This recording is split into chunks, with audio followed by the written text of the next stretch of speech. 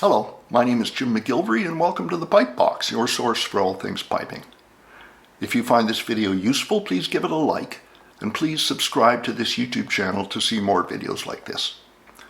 We're going to go over a tune today and you can print the music out for this tune by going back to the description of this video on my YouTube channel. You will find a link to a PDF there.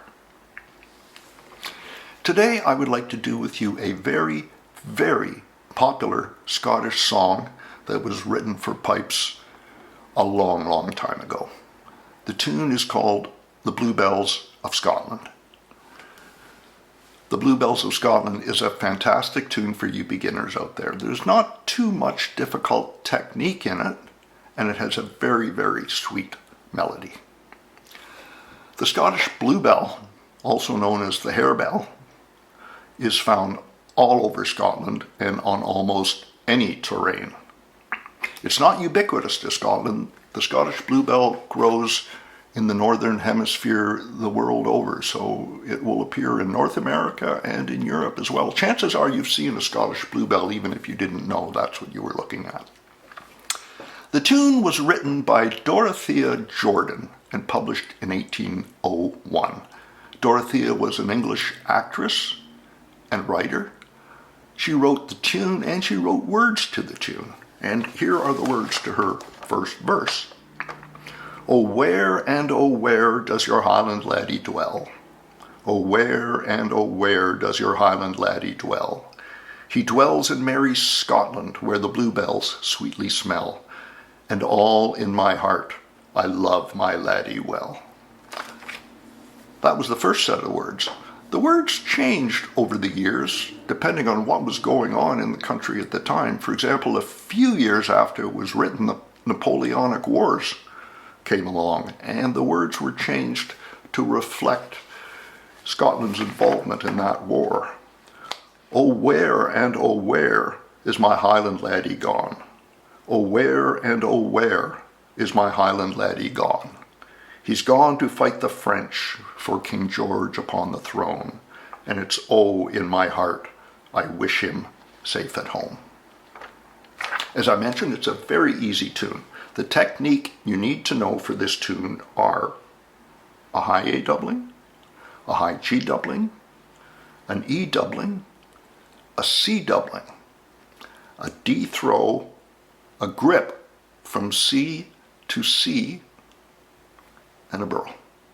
That sounds like a lot, but all of the technique is in a fairly manageable position in the tune, and we will talk about that as we go. Okay, let's start out by having a quick look at the whole score.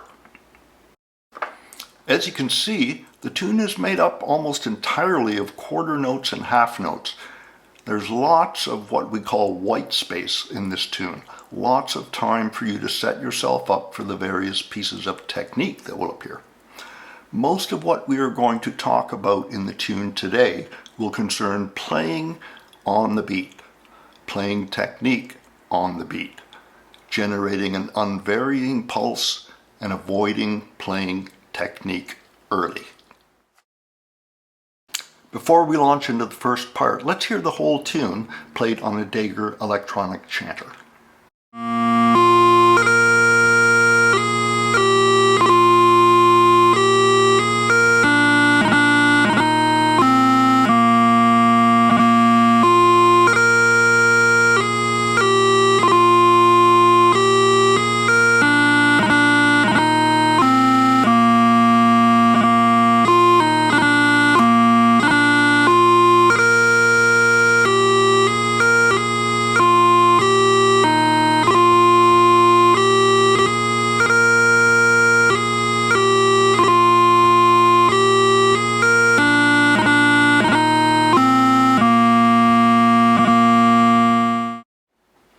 As you can hear, Bluebells of Scotland is a fairly easy tune, but even easy tunes have their challenges. So, two main things I want to talk about today. First is simply playing on the beat. If there were no grace notes in this tune, you'd be able to play on the beat just about perfectly. E, D, dum, bum, B, dum, bum, bum, bum, bum, B, bum, bo, bum. Easy. Although I do find that pipers often, if they get 3 or 4 notes in a row that are all the same length, there is a tendency in there to rush those notes a little bit. For example, if we look at bar 3 of the first part, we have 4 quarter notes in a row there.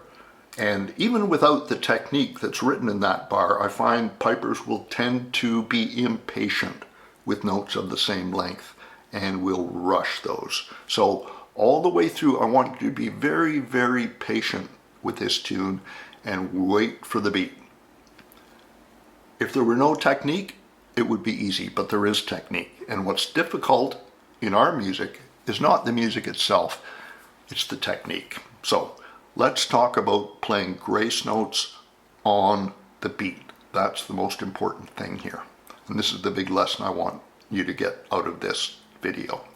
So bar 1, we have a high A doubling to open the bar. Your foot will hit the floor when your high A finger hits the chanter.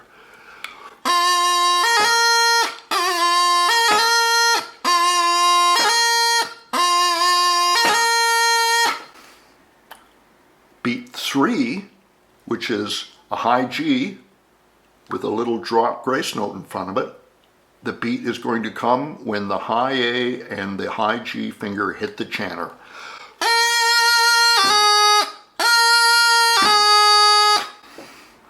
Beat 4 is a high A grace note from high G down to F. When the high A thumb and the high G finger hit the chanter, that's where the beat is.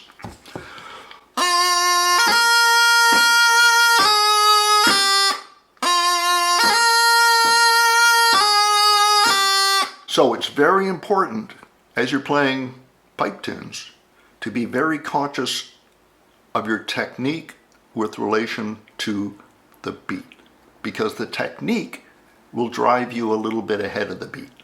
Most pipers, when they hit a difficult piece of technique, will play that piece of technique a little bit ahead of the beat. That's what we want to avoid. Bar 2, we start bar 2 with an E doubling.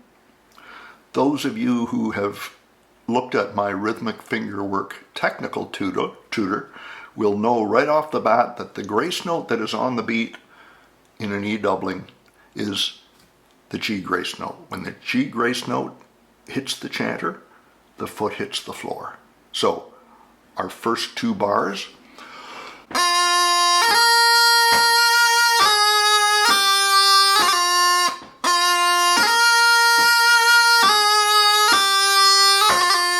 So your E doubling, not. Some pipers will put the second grace note on the beat. And when they do that, that E comes a little bit ahead of the beat and the tune is kind of out of sync a little bit. So you don't want to play this with a rushed E doubling. Wait for it. Wait for the G grace note to be on the beat.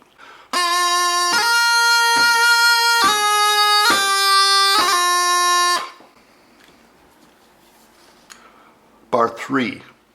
This is the bar that I mentioned pipers tend to rush because all the notes are the same length. This is technically the heaviest bar in the tune.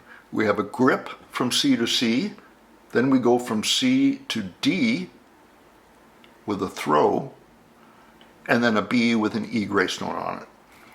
When I teach grips and D throws to pipers, when we're playing those movements very slowly, I teach pipers that the beat is at the end of the grip.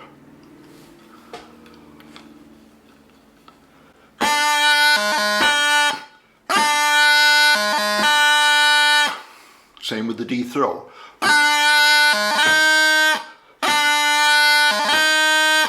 For the purposes of this tune, and generally for the purposes of tunes, I want you to put the first low G grace note on the grip, and on the D throw, I want you to put the first low G grace note on the beat. So this follows our pattern all the way through the tune of the first grace note in a complex piece of technique being played on the beat. So bar 2 and 3.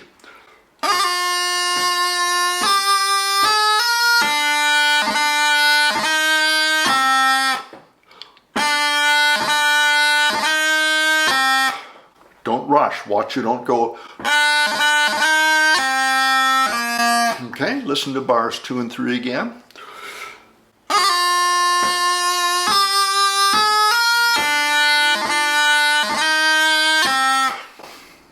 Bar 4,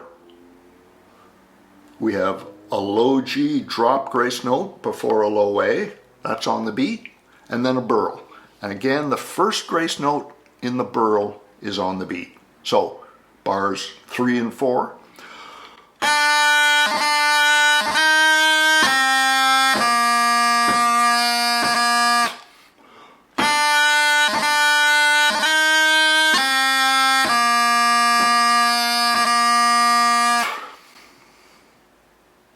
The second line of the first part is the same as the first line. So we have now gone through everything in the first part. Remember, be patient and wait for your technique. Wait for that grace note to be squarely on the beat. It can be very helpful in learning how to play a tune like this, any tune, if you first sing the tune to yourself. Sing the tune on the beat so that your brain knows how the tune goes and your brain is running your fingers. If we sight read a tune, often we're at the mercy of what our fingers are able to do, and our fingers are in charge. We want our musical minds in charge. Sing the tune so that you can sing it comfortably and then learn how to play it. Hibri ambodi hobi hobro bra cambo bro. Okay, let's hear the first part played in the practice channel.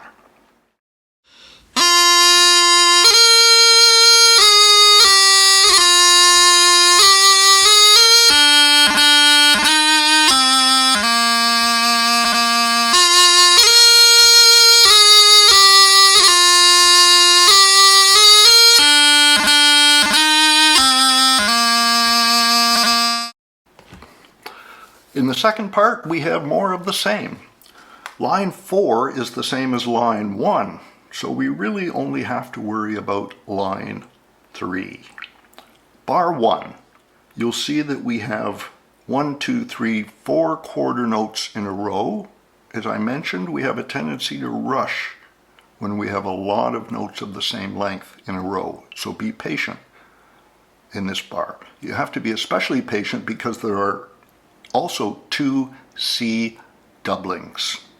G grace note is on the beat. Watch you don't play the C doubling ahead of the beat.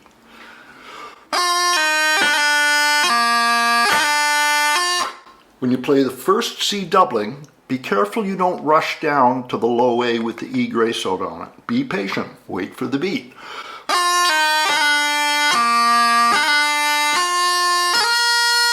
And in bar 2 we have the high A doubling, and you know when to put the high A doubling on the beat.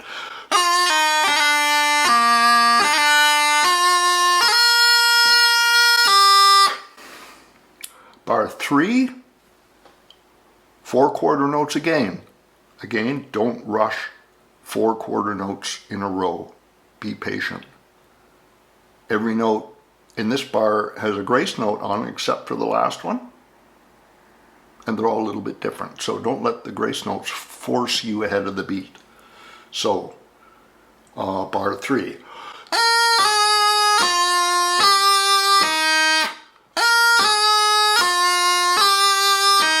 Watch it doesn't become. Okay, patience. And bar 4 begins with an E doubling, G grace note on the beat. Bar 4 ends with a high G doubling. You're going to make the first grace note of the high G doubling, and when that finger hits the chanter, that's when your foot hits the floor.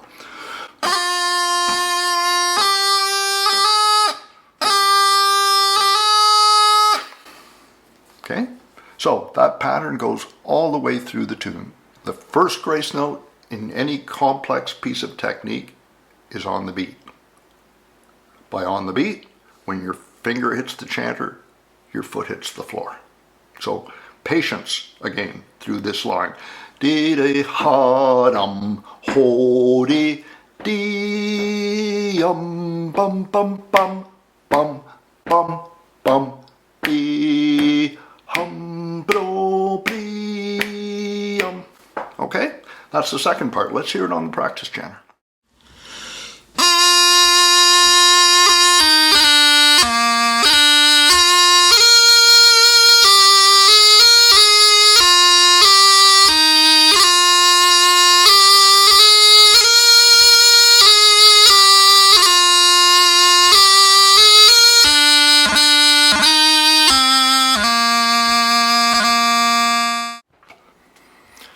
In terms of tempo, the Dagger recording I made earlier in this video was at about 94 beats per minute. I would say you could play this tune anywhere between 86 beats per minute and as high as 100. The trick, of course, is to play on the beat no matter what tempo you're playing at, and we have talked plenty about that. A word about playing this tune or any tune on the pipes. I often find that less experienced players will blow the top hand on their pipes a little harder than they will blow the bottom hand. This is not unusual because the top hand takes more pressure than the bottom hand. But what often happens is pipers will play on the top hand, which they have to perhaps blow a little bit harder, and then when they go down to the bottom hand, they ease off, they sag. And what happens is those bottom hand notes then go flat. No matter how well you have tuned your drones to your chanter, you need to blow the chanter in tune. And you have to be careful not to sag on the bottom hand notes. And even in the middle of the chanter, the E can be a great sagging note. For example, bar 2, the first note is an E. We've come off high A, high G, and F. You've been blowing those out. You hit the E, and you tend to go, whew, enough of that. And your E is flat. End of the part. Do, do, dee, da, bo, big long low A, last note in the part, and you ease off and your low A sags. If you ease off on the high A, it cuts out. There's not much room for error. From E down, if you ease off on those notes, they don't cut out right away, they go flat first. So try to make sure you blow your top hand and your bottom hand in such a way that your pipes stay in tune. Don't overblow the top hand and then underblow the bottom hand. So this is a perfect tune to improve that skill because we have some top hand notes followed by long E's and we have some long low A's. Always try to be conscious of the pitch of the note you're playing while you are playing it. Okay, that's it for the lovely Bluebells of Scotland. From me, Jim McGillivray at the Pipe Box, good piping.